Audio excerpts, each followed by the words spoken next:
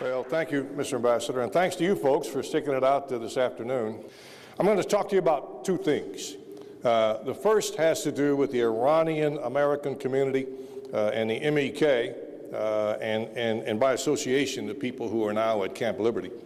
A lot of you young folks may not know the degree and the extent to which the Iranian-American community is supported by a number of distinguished Americans, our own citizens. And I'm not going to drop names, and without benefit of list, I'll simply tell you that pretty much starting at the top, there's a former vice presidential candidate, a former Speaker of the House, probably a dozen or so former senators and congressmen, about an equal number of former ambassadors, an attorney general, a former director of the FBI, 3 or 4 former state governors, 3 or 4 former chairmen of the JCS, about that many former service chiefs, the distinguished members on the panel today, and it goes on and on. Ladies and gentlemen, the United States of America made a promise. I was on the ground when we made the promise to the people who were finally assembled at Camp Ashraf. There were some in my sector, there were some elsewhere, but they were assembled at Camp Ashraf. There were no weapons inside that compound. And we did so, again, with a promise. We, the United States of America, by extension the United States military, will protect you.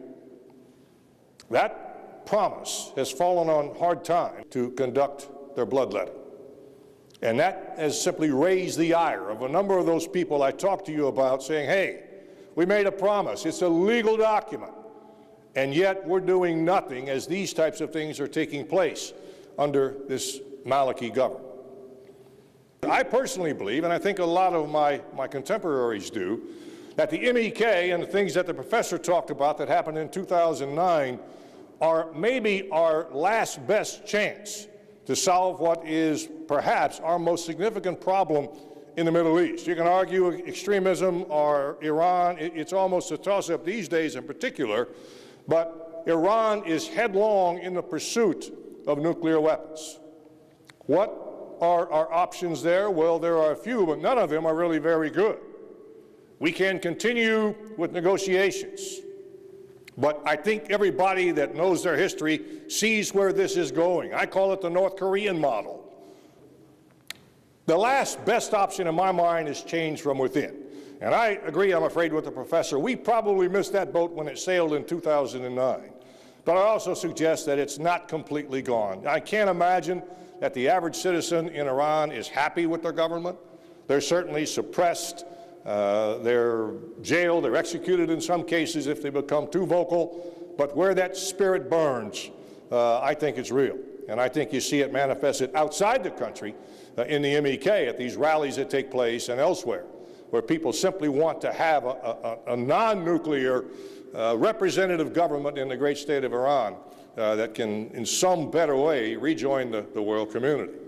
So those are the reasons I think that people support the Iranian-American community and would like to see a much better evolution than frankly what we're faced with today. But we don't give up the effort.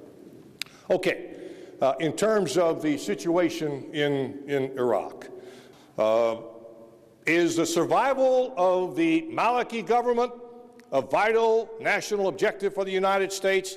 I certainly hope not, because in my mind that government simply needs to go away for something much more inclusive and representative. Is the establishment of a caliphate between Iraq and Syria a vital national interest, i.e. a national threat? Absolutely. We and the rest of the Western world, I don't believe, can let that happen. I don't think the Arab world can let that happen. That Sunni tribal leadership doesn't believe for a moment in the extremist ideologies. They have sampled the good life. They don't want to go back to 11th through 15th century laws that would govern their people. If we're going to do something, in my mind, the first thing is the Maliki government needs to go away. And there needs to be some indication that it is a cohesive and collective government that is there for the good of all the Iraqi people. Thank you.